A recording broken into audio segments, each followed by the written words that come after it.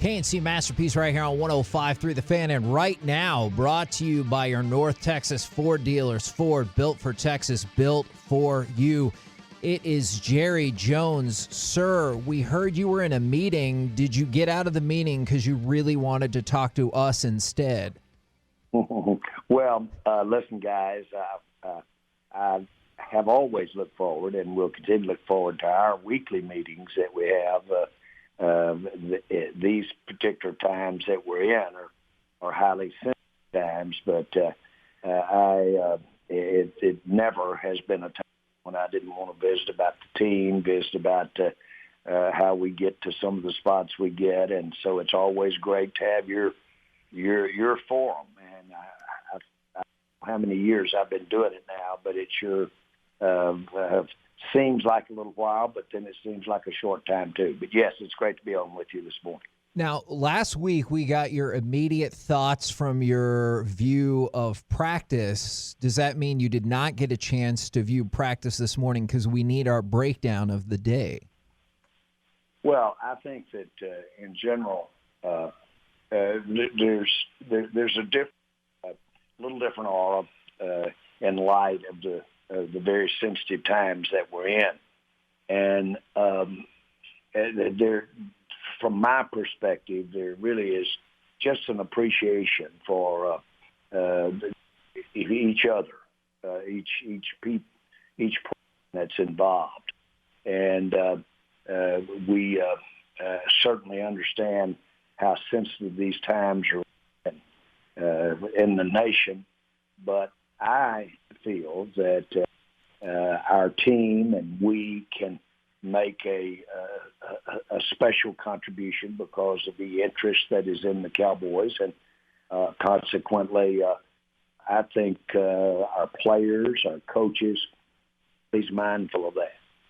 And, everybody's just human out there, and the events of the last several days have really touched everybody, and I think there's a resolve regarding the football. I think there's a resolve regarding execution, but I also think there's a resolve to be very sensitive to each other and, frankly, our time here on earth.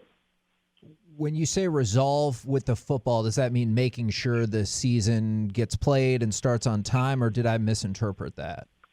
Oh, I think you're, we always remember we, of course, play as a team, think as a team, but within that framework is you and your assignment as a player, or even people in the organization that aren't players, doing the job, getting your job done, better at what you do.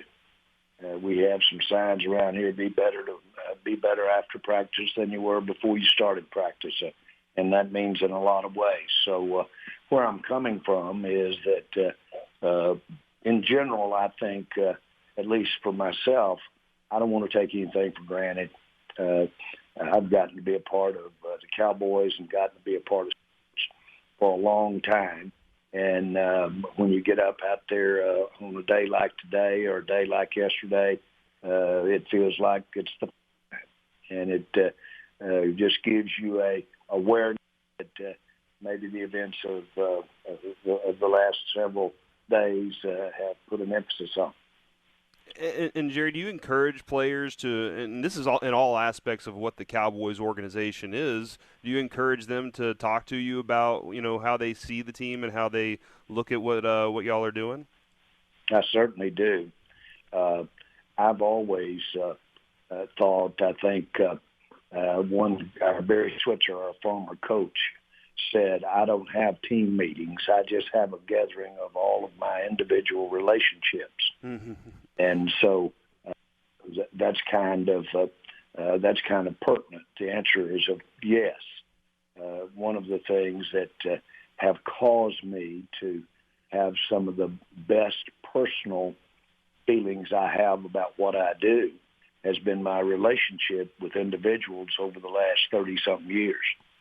And those relationships aren't just about what's between the lines, about not only games, but they're about years of relationships. Leon Lett, for instance, is out here had every day with our organization. Well, I can remember and have had experiences with Leon over the last 30 years, both as a team or as an individual that are very, very important. And I know a lot of these young players that are out here that I don't know as well or haven't had the time with. I hope that if I'm around 15, 20 years from now, I'll somehow have an involvement in their lives. Our best relationship moment with Leon Lett is one time I gave him some bubble wrap and asked him if he could pop it all in 30 seconds, and he did it in 10. That's how competitive Leon Lett is, Jerry. Well, he when he was, I guess Leon's about 6'6", give or take, and he brought the basketball down in college. He was a point guard to show you the idea of his athletic ability. I'm convinced that if he had played at a school like Ohio State or Miami, one of the bigger schools, that he would have been a consensus All-American and number one draft pick. And, boy, we continue to go all these years trying to find another Leon Lett. But Leon will be the first to tell you that he's had he had ups and downs. But, boy, he's a wonderful, wonderful coach. And better than that, he's a wonderful human being. It's been a pleasure to be around Leon Lett for the last 25, 30 years. It doesn't have to be anything as dramatic as tearing the goal down in basketball, but what do you think is the single most athletic feat of your life? Who? Oh, boy. I've seen I just have to relate to plays, and I have to put a level of competition on my answer. And we're not talking about a dunking contest at practice. We're talking about having a great athletic feat that is memorable. The great catch that some of the great plays. I think the play probably sticks out as much or more than any is Alvin Harper's great catch off the goal line in our first back when we went to the first Super Bowl that I got a chance to be involved with, and he took it about 80 yards. What a lot of people know is that when Alvin was in the huddle, Michael Irvin was looking across. He actually lined up where they had planned for Michael to be, but Michael told him, he said, boy, you man up here, man up. Whatever we do. And he was a leader to Michael. Michael was a leader to him and said, whatever you do, don't flinch. Take out across that middle and take it to the house. And, of course, he went about 8 yards in the face of us being able to stop the 49ers and took it down. We got in field position, ran out the clock. So bottom line is that that wasn't necessarily the greatest athletic movement, but it was a timing of the play, the level of competition, and one that made that kind of difference. Man, anytime you want to give us insight behind the scenes on our runs to any of these Super Bowls, I'm always here to hear those stories, Jerry. Well, you just don't ever quit thinking about some of the nuances that are involved. And, I on a personal basis, that's how I handle adversity, is I always try to go from what there is. It's not running from it, but I try to very quickly think of a positive to team up with that negative. And it's a game you have to play with your mind, and when you're in times, football teaches you this, by the way. Mm-hmm. There's a lot of time when we're involved in the drudgery that goes with the training camp. That with it, you have to not only stay focused, but you have to put your mind someplace else. I had a great friend one time, and he's from the desert. He's from Saudi Arabia, and when he spoke, it was poetry. And he would say, your eyes, for instance, your eyes would be like pools of water. And I would just mesmerized by how he talked. And I said, where did you learn how to talk that way? How does that work that way? and he said, we live in such harsh, actual physical terrain in many parts of Saudi Arabia. He said it's just so harsh. And so in order to mitigate that, we talk in a way kind of goes over the reality of it. And, the Oasis type language, and said that's how we cope with harsh terrain. Have always thought that there you go. There's another, and he's an outstanding individual. There's another individual playing games with that mind, which I believe in. Now, we heard that the Rams will officially have no fans, and we talked about this with you last week. As we get about 3 weeks away from y'all's home opener and 2 weeks away from the start of the freaking season, we're all very excited. Do y'all have any more specifics about how many fans might be able to go to that Falcons game, or is that still kind of play it by ear as we get closer? Yeah, we know where our boundaries are, and I think we're at the official boundaries at 50% capacity. More than likely, there won't be 50% capacity, but things are evolving. I would imagine we can have as many people out there as far as the demand to be out there as we want to, and we'll see how the lay of the land is. Get closer and sell those numbers of tickets accordingly. Jerry, do you think that the sport can survive, that the NFL can survive with a full year of no fans in some stadiums around the country? Unquestionably. Okay. Unquestionably. I think we'll have we'll have variances more than likely as we go through the season. I'm anticipating adjustments for potential outbreak, if you will, and I'm specifically addressing the pandemic. But the key word is flexibility and adapting to a need to change, and that means altering your time frame when you can make a decision. You sometimes the awkwardness has to do with the short time frame you've got to make it. I'm sitting here. You asked me a question this morning, and I'm giving you a straight answer because I don't know how many fans we'll have in that stadium. Mm-hmm. Well, what kind of deal is it? Here we are, the Dallas Cowboys, have got one of the greatest stadiums in the world, and I can't give you a straight answer to that. We're playing it by ear.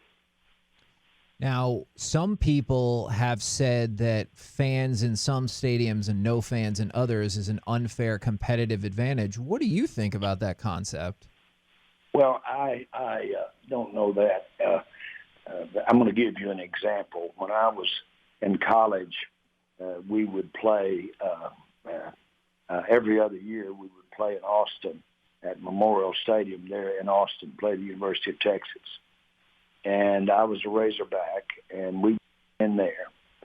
And when we were in that little dressing room, and those fans played the eyes of Texas are upon you, and you ran out on that field and they shot that cannon off, while I know it was enthusing the Longhorns, it made me want to run through a wall.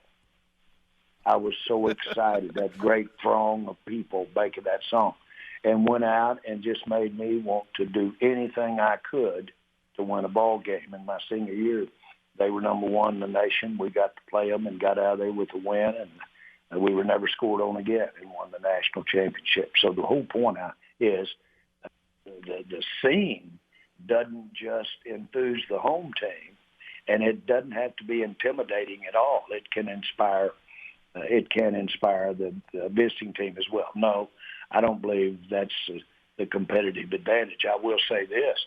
It's going to be nice to have hopefully a quieter crowd in Seattle than we're used to up there, to be specific about it. So in that sense, lesser people probably is an advantage to the visiting team. But I'm more practical about that right there. By the time we get there and get on that field, the emotional aspect of playing before the hostile crowd, I think that'll be overcome by the fact that we're getting that football game in, getting to play that game. Hey, Jerry, how comfortable are you with the way the secondary looks right now? Do we need to make any additions? Are we good there? I immediately go, when you ask the question, I look out there. I go to how we're going to meld with our new coaching staff and some of the new philosophy and really, if you will, strategic coaching that we're dealing with. I think it's coaching. And this staff's coming in with the hand that we're dealt. There is youth. What's not young is changing some philosophy out there. And so I think it does have a good chance to be one of the cornerstones that our coordinators want to have, and that is flexibility and kind of unpredictability.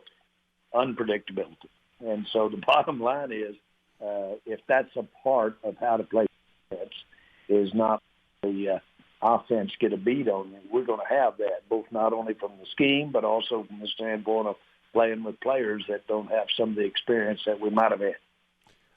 Jerry, Anthony Brown said this morning that having Mike McCarthy here is like a breath of fresh air, and that the way he treats them and the way things go about their business. What have you noticed about how he runs the team and how he's brought this different perspective into Dallas? Well, I think Mike is an excellent communicator. I think, to be very candid with you, you're talking to a coach when you're talking to Mike. He just personifies to me with his personality, and then his background, the nature of how he grew up. He grew up a law enforcement family, a policeman that also second life working was to have and own a bar, BAR. And so he got customer attentiveness, but he also got some discipline. And so, and he grew up there in Pittsburgh. And so you get the idea real quick that around his territory growing up, there weren't a lot of heirs, so to speak. It was not the time of the gentry. It was Pittsburgh, and it was physical, and it was certainly sports-oriented. One of the things that he's the proudest of is he can go to the neighborhood that he grew up, and one of the renowned individuals that coached youth sports during the time he was growing up, and since then is still up there coaching those kids in youth sports, not just football, but other sports as well. And when Mike alludes to that, and that coach is still there and coached him among of others, his eyes just, and he said, now that's a role model for me. Well, we appreciate your time this morning. We love having you on every Friday. Thank you very much for the time, good sir. Well, I do. I really want to say how our hearts as an organization, individuals in the organization, how our hearts go out to the individuals and the family members who've been affected by these times, these disheartening times that we've all seen on television. And I want our team, and I want them to be emboldened to be a part of change. And the dramatic change isn't going to happen overnight, but I want our organization and our players to play a part in the movement of making it a better place in this country. I feel confident that our players have a can-do and what can I do participation in it, and I want what the Cowboys are up to help make this a better place. Awesome. Thank you very much, sir. Thank you, guys.